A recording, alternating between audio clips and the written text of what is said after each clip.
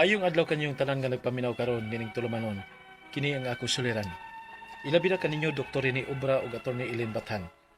Ingon man sa mga artista nga maghatag og kinabuhi, nining akong suwat suliran. Ako si Biboy, 32 anyos. Dunay kanhi kalib-in ug may usa na ka anak. Taga Tayod, Liluan, Cebu. Punto legal kining akong suliran. Kabahin kini sa sitwasyon namo sa akong kanhing kalib-in. Aron ninyo hisabtan, sugdon ko sa dihang mimabdo siya. Ingon ini ang mga paghitabo.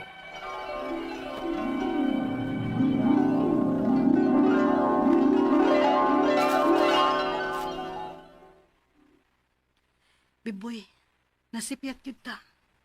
Mabdus ko. Unsa? Mabdos ka? Lagi, yun sa man nato ron. Naibaw kong dili madawat sa akong ginikanan ani sa amo. Ayaw ka balaka, day. Dili ko mudagan sa akong obligasyon nimo. Makigistorya kong mama o papa nimo inig human badto ta sa amo.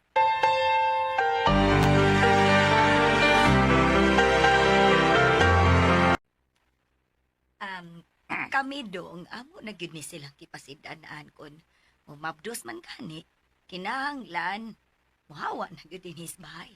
Mao na, para makat-on ba? Ayaw ka balaka, tita, tipo. Dili na ako pasagdan si Cherry. Barugan akong kaakuhan niya. May hinuon kung mao ka na. Nalipay kay miyan ng balita. Kaya ang maguwang rabaan ni, pilangkan. Wa barugi sa lalaki, human pa mabusi. Pa, Oh. Iya, so may plano nyo ron. Uwa pa sa pagkakaroon dito kay makikistorya pa man ko sa akong mama. Pero isa na ko ninyo nga kung asa ko, dalo na ko si Cherry. Dili na ko sa pasagdan.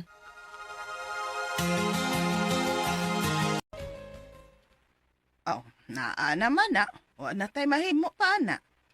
Ma, Anhin na lang una mo sabay. Mientras tanto, nga wa po mo'y natigom.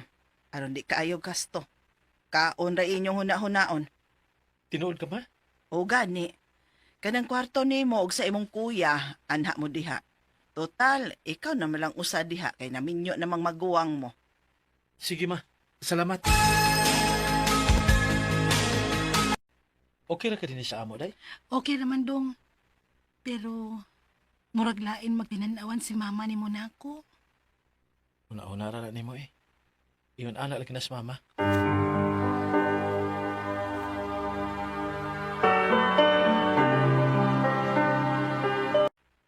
Gusto kang maglahi tagato? Oo, unta dong. Ano din silang mama? Di ka ganahan din. Dili man sa ingon nga dili ko ganahan. Pero mas maayo man gud nga maglahi ta. Kay naabaya tay anak. Usa pa, dili ko makalihok-lihok og darong dinis inyo. Kay dili man gud ni ato. Imbis gusto kong magluto-luto, dili ko makahimo. Pero may kong magpanagana. O ba? Sige, sige. Mangita taga tong kabangan. Salamat dong. Salamat kay Uyon ra ka. Day. Panagid ako na lang mamadaan. Ngano din his ato? Unsa day problema? Wa may problema ma, pero nakahuna-huna aming Cherry nga mas maayo nga maglain na lang gid mi kay na ba may anak.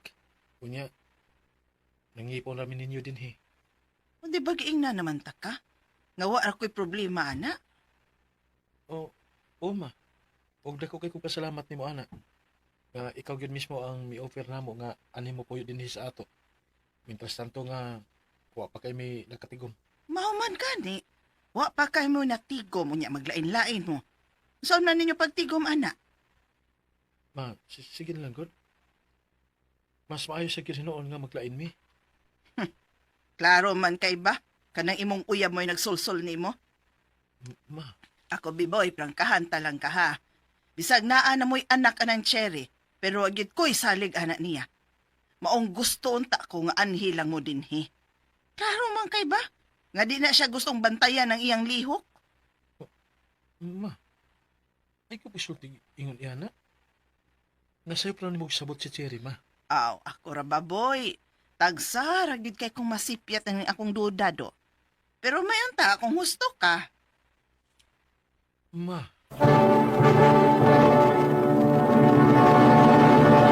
Recorded by X Thunder Gaming.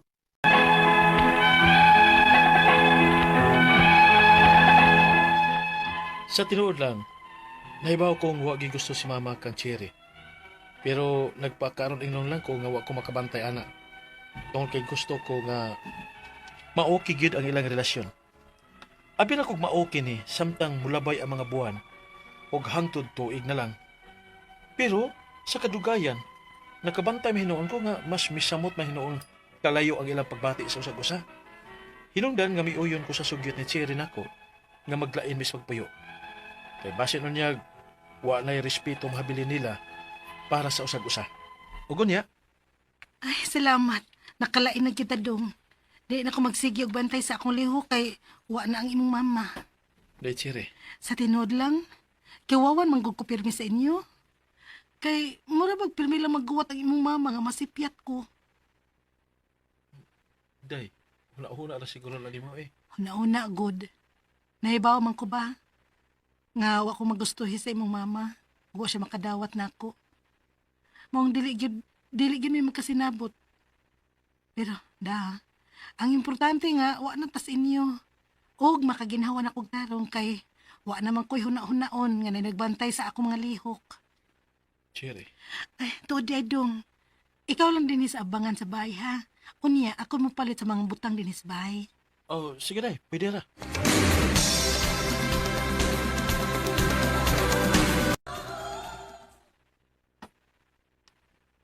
Mukuha kag katabang? Oo, langan. Kisa may mabantay sa atong anak kung dili ta mo ko katabang. Ikaw di eh. Magtrabaho na ko balik dong. Nahurot ang akong savings atong nagtrabaho pa ko. Unya na undang ko sa diyang nagmabdos kong inday. Pero day, di ba mingon man ko nimo nga kaya tamong buyon? Ay ulagi. Pero dili ko gusto nga magsalig nimo uy. Mo nga please. Pasag di lang gud ko nga manarbaho balik. Cherry,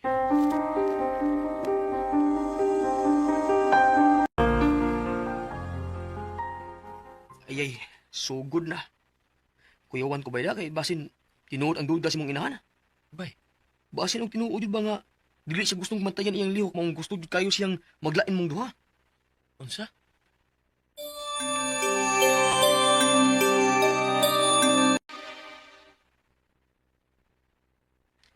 Wa pa man maabot si ma'am, sir. Mao ba? Ang bata natog na? O, sir. O sige day, salamat. Katulog balik. Sukad lang makatrabaho si Cherry. Agsa naman na siya mapaulig sa'yo.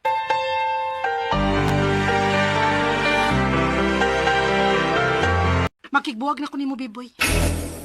Unsa ganun gipanulutin nimo? Cherry, may anak na ta. Bisag may anak na ta. Bisag nagtipon lang ta. Pero dili naman ta kasado. Busa may kagawasan pa ko, di ba? Unsa may nahitabo nimo? Sugad lang ka makatrabaho, dako lang makikagkausaban. Wala kilabot pa, ana. Basta kay makigbuwag na ko nimo.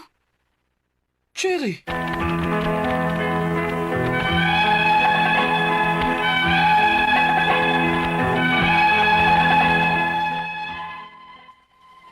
Nagiglalis pa ko sa ako mismong inahan, unya karon.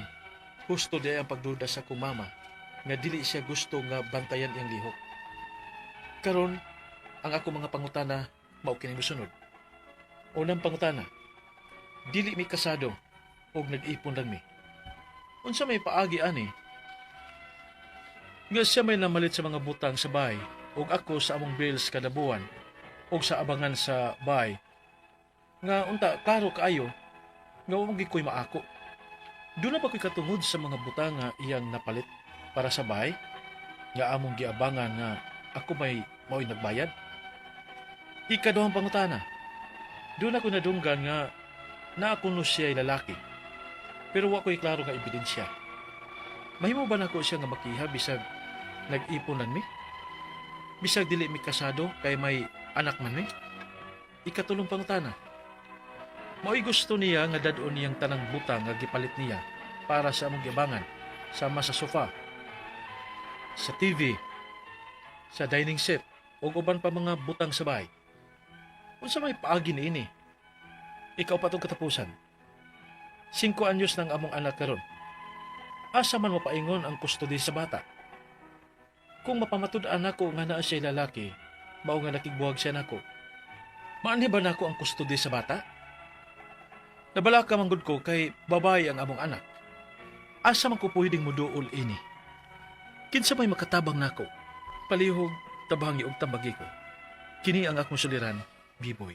Maayong adlaw mga suking tigpaminaw kini si Attorney Elaine Bathan. Og kinisab si Dr. Rene Obra. Karong adlaw kami sa kuang partner ang muhatag nato og tambag, tubag, solusyon, kalinawan sa inyong mga pangutana ug mga problemang may punto legal. Punto medical, psychological, emotional, behavioral ug mga problema sa mga ginadiling drugas. Ay na ninyog dugaya, ipadala ang inyuhang suwat sa suliran_612@yahoo.com. Or sa atong Facebook account, kini ang Akong Suliran official writers page. Pwede sa datong ipadala sa 3rd floor Jose R. Martinez Building, Osmeña Boulevard, Cebu City. Kumusta guys? O kumusta man ang ato ang mga suking tigpaminaw? Hinaot unta sa matag adlawng maminaw mo. Bahalag dili inyuhang suwat ang inyuhang napaminaw pero naamoy nakutlo nga pagtulunan, inspirasyon, makakuha mo kadasig no nga mupadayon sa ato ang adlaw. No? Padayon lang yun.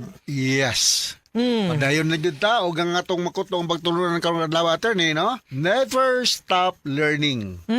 Because life never stops teaching. Samara nga di gyud mo hunong ang kalibutan. Bahala pag gaurong ka. So mas may pa nga mo go ta with the flow o we make use sa ato ang panahon. Yes, bisag hudton pa nimo kuha ng mga kurso sa universidad. Daghan pa po kag lima hibal-an ning kalibutan natin ni. Yes. Correct. Diskarte ang importante sa nang diskarte, no?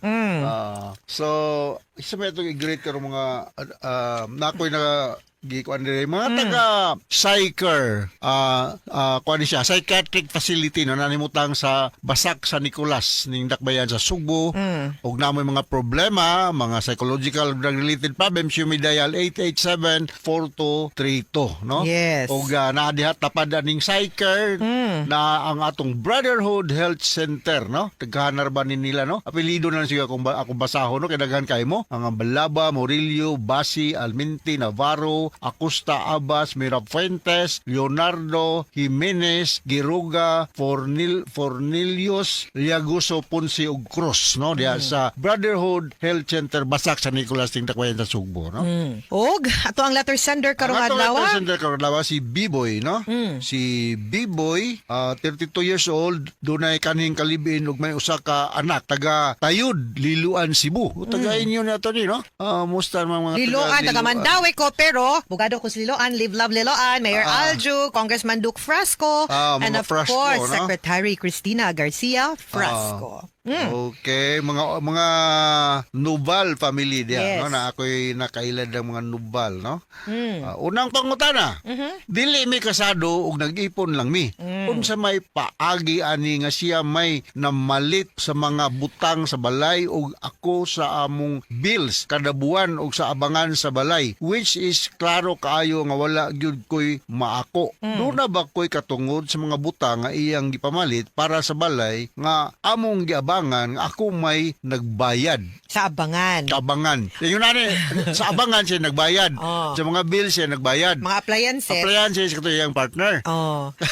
Ani ne, ang akong pangutana lang kay wa man mo nagminyo pero I will assume nga maski wa mo nagminyo, wa pud mo'y kanang gitawag na legal impediments to get married, meaning single mong duha, wa lang mo nagminyo. Now, under the family code, naapoy portion dinha sa balaod nga nagtagana to protect the rights of persons in a relationship nga kanang gitawag na tog common law relationship. Minyo nga di minyo, nagpuyo-puyo lang pero wala wala ni avail sa benefits of marriage. Under the family code, kung pananglita no Article 148, kung wa lang gani mo nagminyo pero pwede unta mo magminyo, ang kanang inyong property relations mo na gitawag na co-ownership nga maski wa mo na minyo pero kung unsa nang mga naipon ninyo napalit ninyo sulod sa inyong pagpuyo tungod sulod sa inyong live-in nga relationship gipanag-iya na ninyong duha. Ug wa man gani na makita or masaysay kay iyahang kwarta ang gigamit, pero i-attribute na to ang imuha pong contribution as a partner. Pag-atiman sa balay, pagbayad mo na, pagbayad sa mga utilities ug sa mga bills as your contribution sa imuhang pagka-co-owner anang mga butanga. Whether it's mga appliances or mga yuta. Ha? Ana na, okay? Okay. So kanang mga bills ug mga balay tawagan ni kining abangan di man na makita ni mo tanyo ang mga appliances na makita nimo, pero gingon ni ato ni nga co-owner kaniya ng mga naasud sa inyong panimalay, no? Ikaduhang pagkutana, doon ako'y nadunggan nga naa daw siya ay lalaki. Agoy. Pero wala ko'y klarong ebidensya. Mahimo ba nako siyang makiha bisag nag-ipon lang mi, bisag dili mi kasado kay may anak na mi? Ana na ugna na kay ebidensya. Yan. Kay ko nang imong giingon nga na siya lalaki nyo pay klaro ay mura ng pagduda-duda, no?